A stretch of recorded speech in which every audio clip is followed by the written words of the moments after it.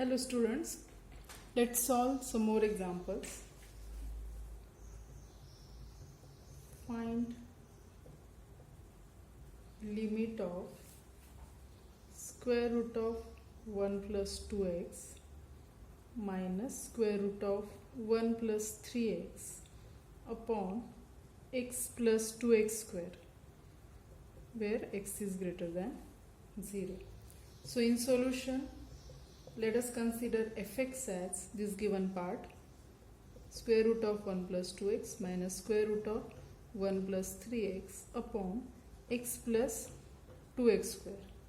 Let us rationalize it. Rationalization means multiply and divide by plus, just replace plus here and this bracket. So that will be square root of 1 plus 2x minus square root of 1 plus 3x upon x plus 2x square into square root of 1 plus 2x plus square root of 1 plus 3x upon square root of 1 plus 2x plus square root of 1 plus 3x is equal to, now a minus b into a plus b, that will be a square minus b square. So that will be 1 plus 2x minus 1 plus 3x upon, here this multiplication, x plus 2x square into square root of,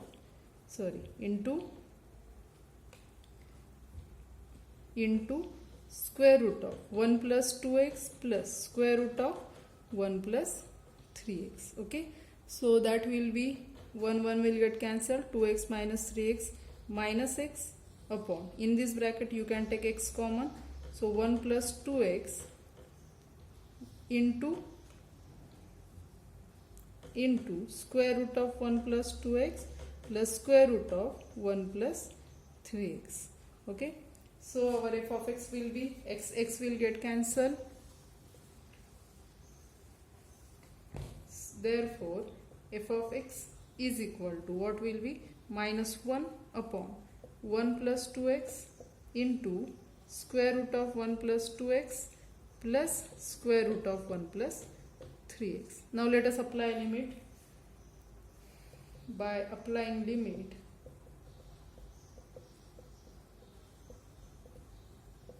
so what will be left hand side, limit of fx as x tends to 0, it's same as, so using theorem, limit of px upon qx is same as limit, apply the limit on px and qx separately.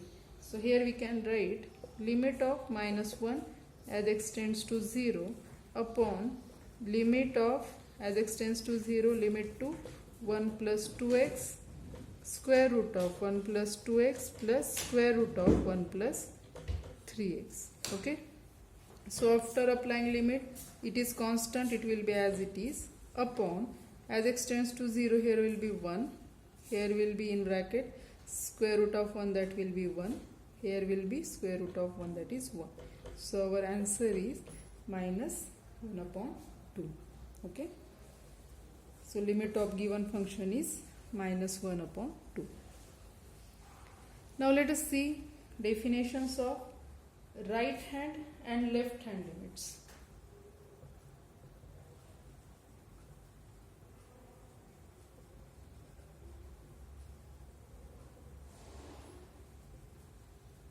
Now what is right hand limit and what is left hand limit?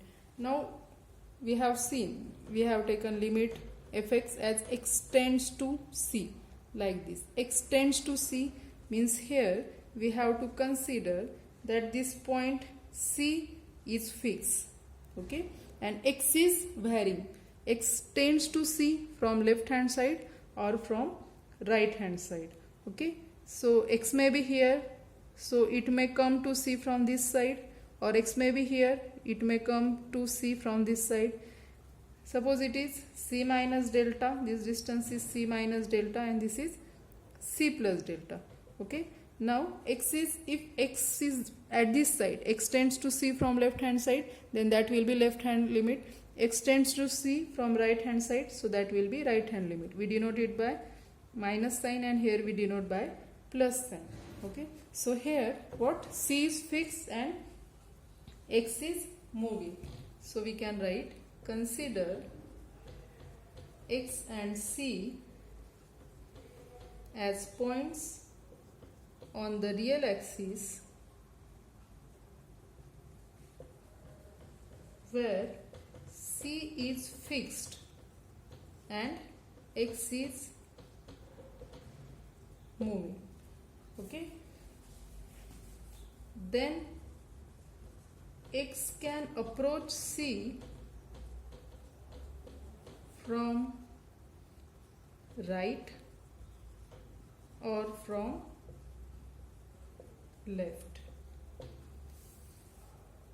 Okay, we denote it by, if x approach c from right, then we denote it by x tends to c plus, and if it x approach c from left, then we denote x tends to c minus respectively. Okay, now definitions. So what is right hand limit?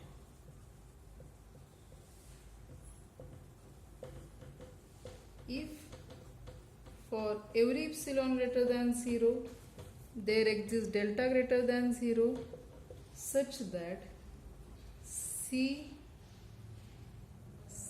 less than x less than c plus delta implies mod of fx minus L1 less than epsilon, then L1 is called as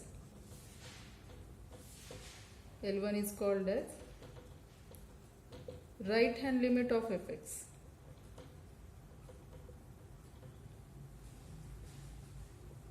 At x is equal to c, and we write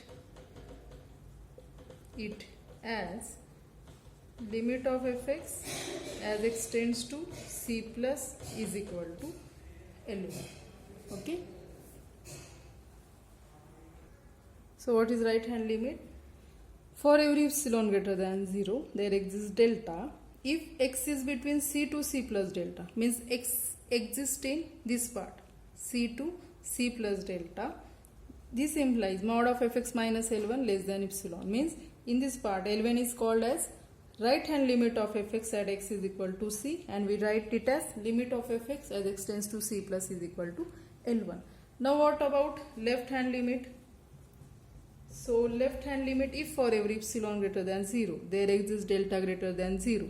Now x is between this part, so x is between c minus delta to c such that this implies mod of fx minus L2 less than epsilon, then L2 is called as left hand limit of fx at x is equal to c, and we write it as limit of fx as x tends to c minus is equal to L2.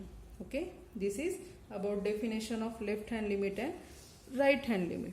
Now when the limit of function L exists, so limit of fx as x tends to c is equal to L if and only if limit of fx as x tends to c minus is same as limit of fx as x tends to c plus, which is equal to L. If the left hand and right hand limits both are L, then limit of fx is L. So this is theorem. Let A is a subset of R, f is a function from A to R, and C belongs to R is a cluster point of A.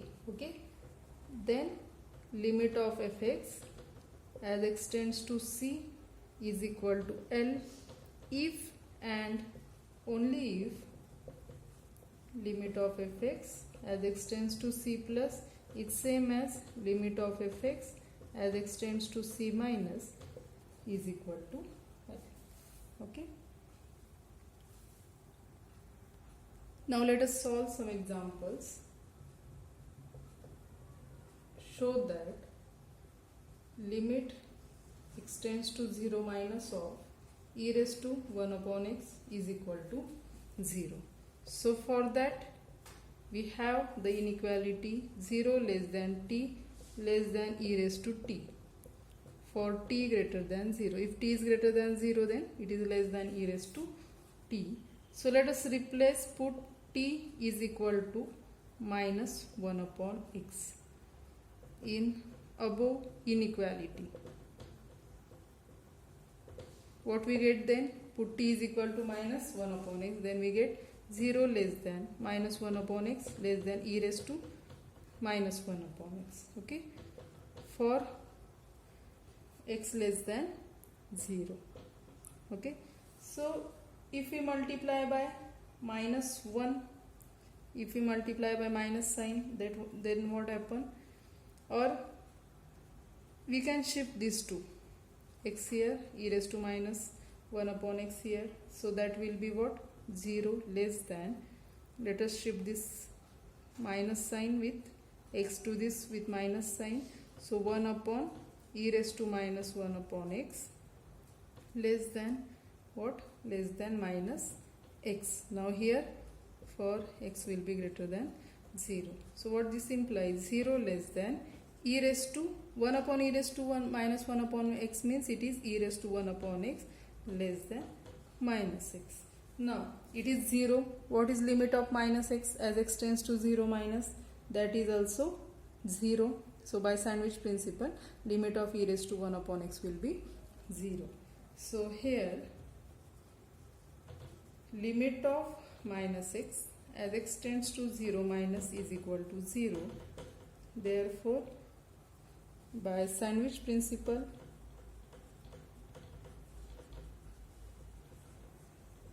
what we get?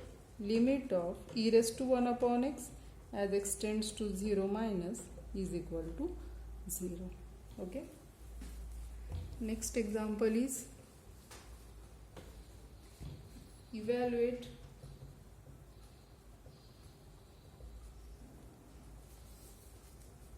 limit x tends to 0 e raised to 1 upon x upon e raised to 1 upon x plus 1 if it exists.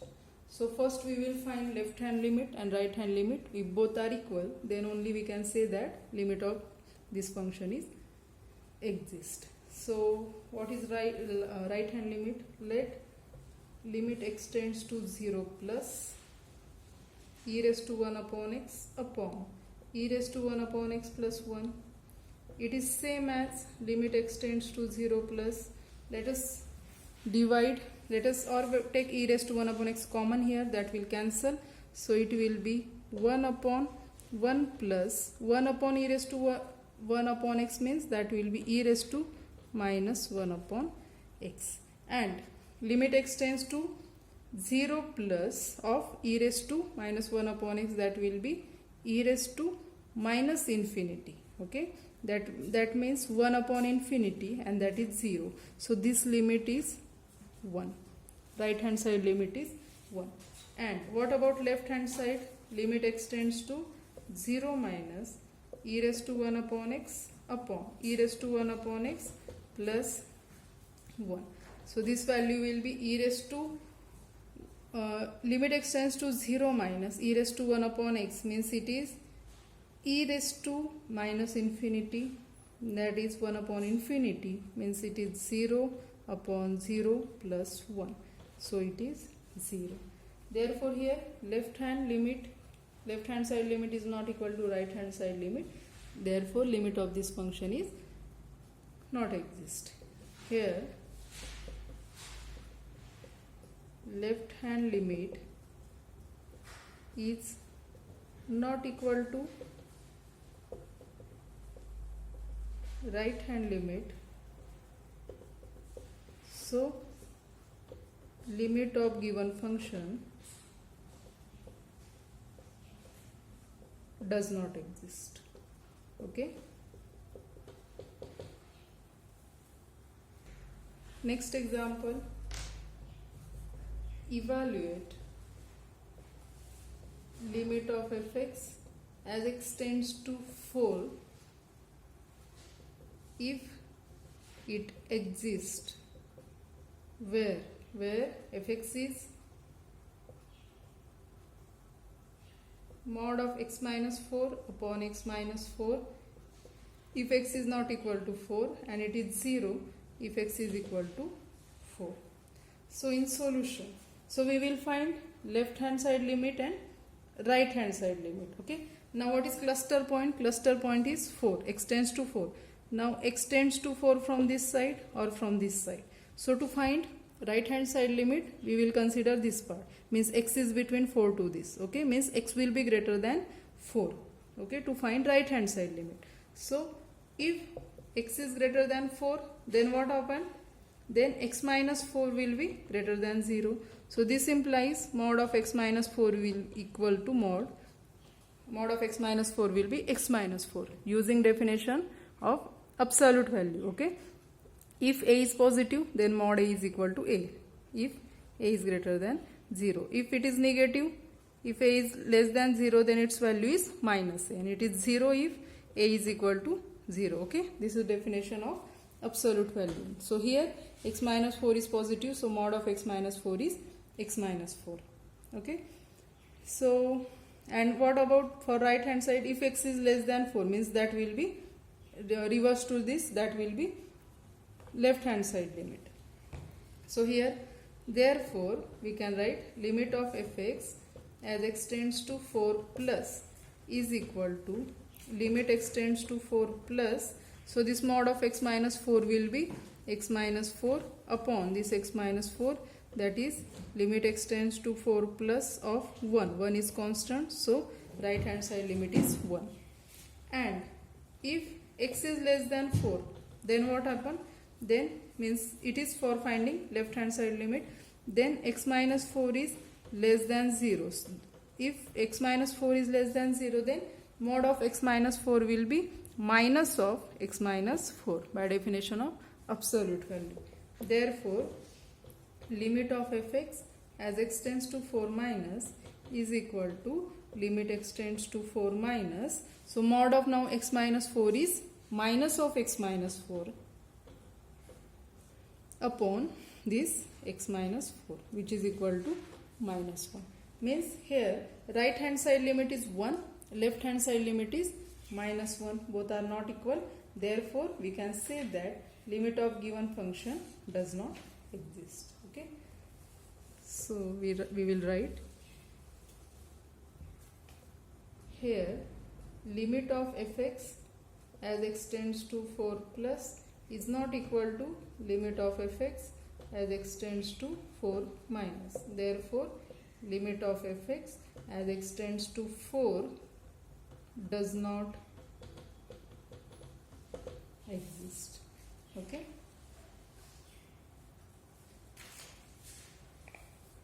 next example is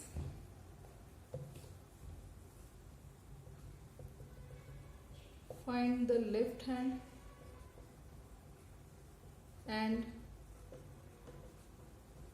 right hand limit of limit x tends to 1 x minus 1 upon mod x minus 1 x not equal to 1. So to find now what is cluster point here, x tends to 1 is a cluster point, so x may move towards 1 from right or from left. So this is for right hand limit. Okay, so in right hand limit x is greater than 1, and in left hand limit x is less than 1. Okay, so let us find out right hand limit. If x is greater than 1, then what happen? X minus 1 will be greater than 0. This implies mod of x minus 1 is same as x minus 1.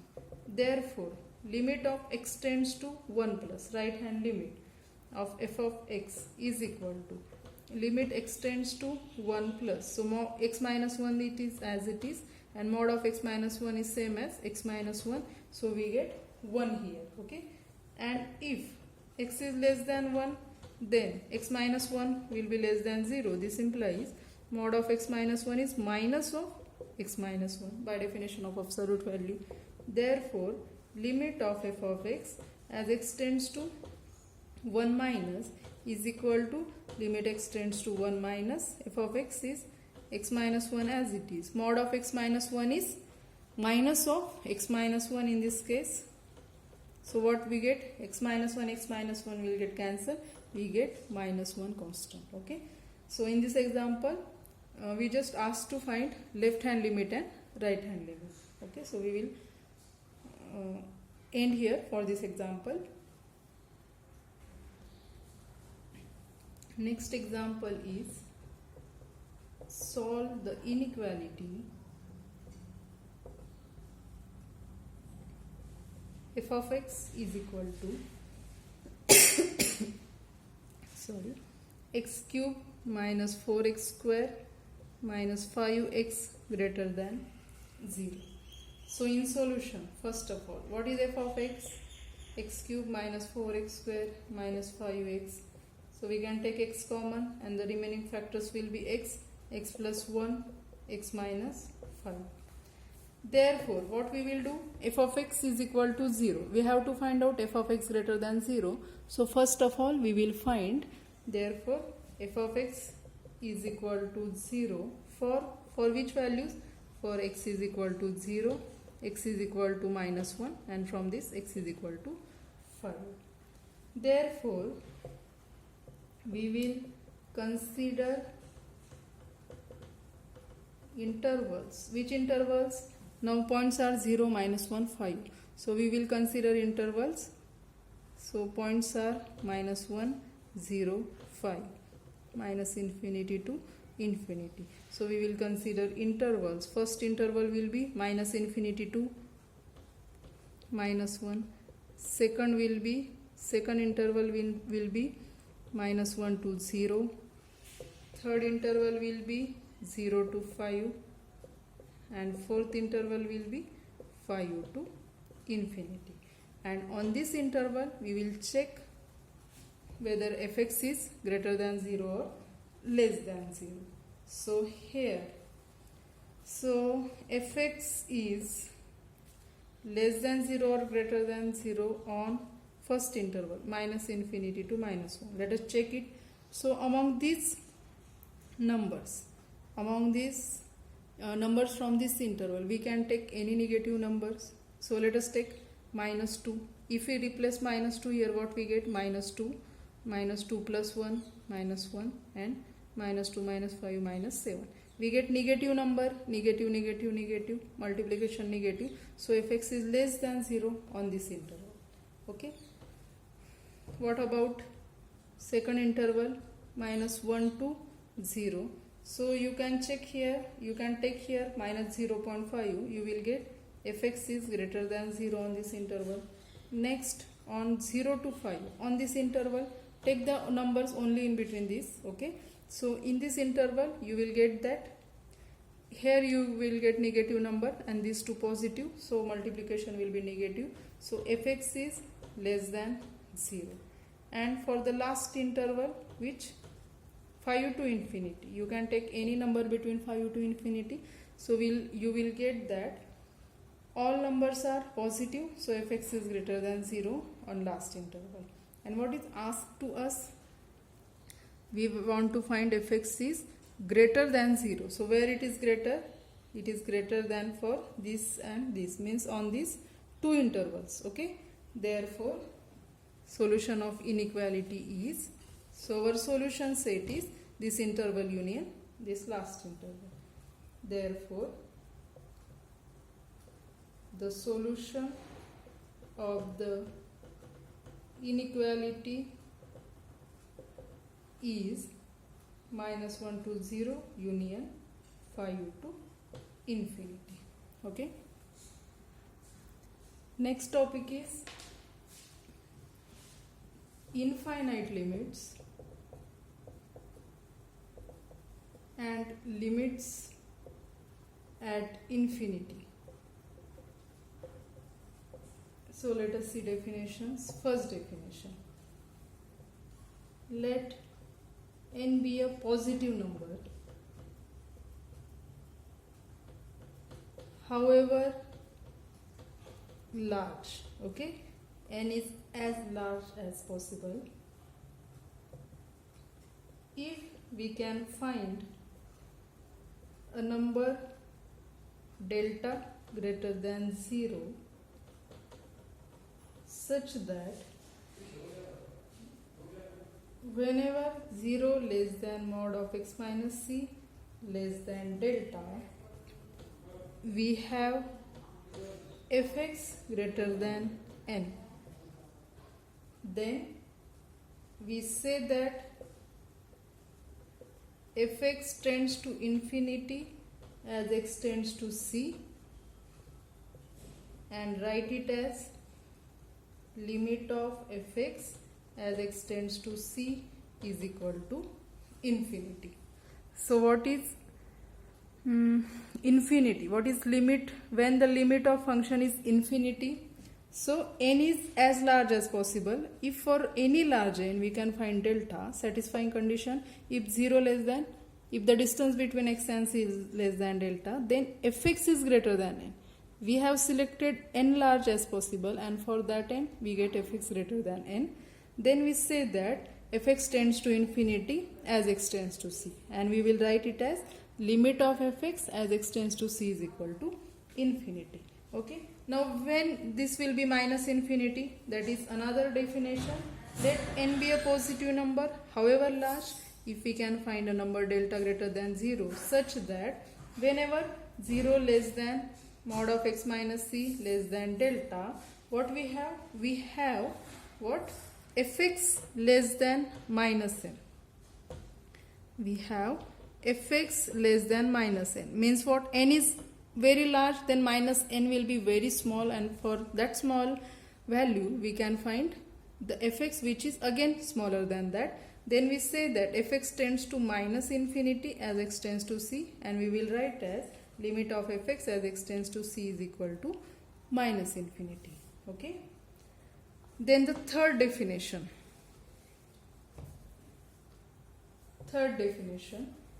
If for any positive number epsilon we can find a positive number n,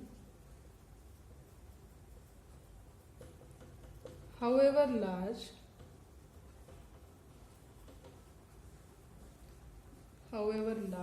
such that mod of fx minus l less than epsilon for all x greater than n. Then we say that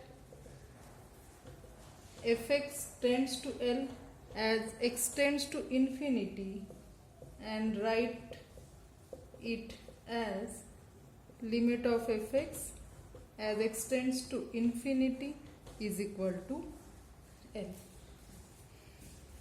What is limits at infinity? It is about limit at infinity. What is given? For any positive epsilon, if we can find a positive number n is we can find, or we can find this positive number n as large as possible. Okay, this n is very large. Then we get mod of fx minus l less than epsilon for all x greater than n. Okay, n is very large, and for that large n there exists the set all x. For all x we get this inequality true. Okay, so in this case we say that fx tends to L as x tends to infinity. Because this x tends to infinity, we have selected n as large as possible. For any large n we get this inequality. So in this case we say limit of fx x tends to infinity is equal to L. Now what about limit at minus infinity? So for that, what changes will be here? Fourth definition. If for any positive number epsilon we can find a positive number capital N, however large, such that mod of fx minus L less than epsilon for all x, here will be for all x less than minus n. N is very large, so minus n will be very small, and for that small n, for all x, this inequality is satisfied. Then we say that fx tends to L as x tends to minus infinity, and we write it as limit of fx as x tends to minus infinity is equal to L. Okay, this is a limit at infinity. Now another definition, fifth, infinite limit at infinity. So that is fifth, if given m belongs to R, there exists n belongs to R such that for every x greater than n, we have fx greater than m. For every x greater than n, we have fx greater than m. Then we say that fx tends to infinity as x tends to infinity, and write as limit of fx as x tends to infinity is equal to infinity. Means for any m and n, however large m and n, we can find x and fx such that fx tends to infinity as x tends to infinity, then limit of fx as x tends to infinity will be infinity. Okay. So similarly, another sixth definition, if given m belongs to R, there exists n belongs to R such that for every x less than n, we have fx less than m. Then we say that fx tends to minus infinity as x tends to infinity. Fx tends to minus infinity as x tends to infinity, and we write as limit of fx is minus infinity. Okay. So fx tends to minus infinity as x tends to minus infinity, and write as limit of fx as x tends to minus infinity is equal to minus infinity. Now there is a theorem. We will see only statement of that theorem, that is, let A is a subset of R and let f and g are two functions from A to R. Okay. Suppose A to infinity is an interval which is a subset of A for some A belongs to R. Gx is greater than 0 for all x greater than A, and that there exists L belongs to R, L is not equal to 0 such that limit of fx upon gx as x tends to infinity is equal to L. Then first condition, if this L is greater than 0, then if L greater than 0, then limit of fx as x tends to infinity is infinity, if and only if limit of jx as x tends to infinity is infinity. Then limit of fx as x tends to infinity is infinity, if and only if, okay. And second, if L is less than 0, then limit of fx as x tends to infinity is equal to minus infinity, if and only if limit of gx as x tends to infinity is equal to minus infinity. Okay. Okay. So here our third chapter, limit, is completed. Let's stop here. Thank you.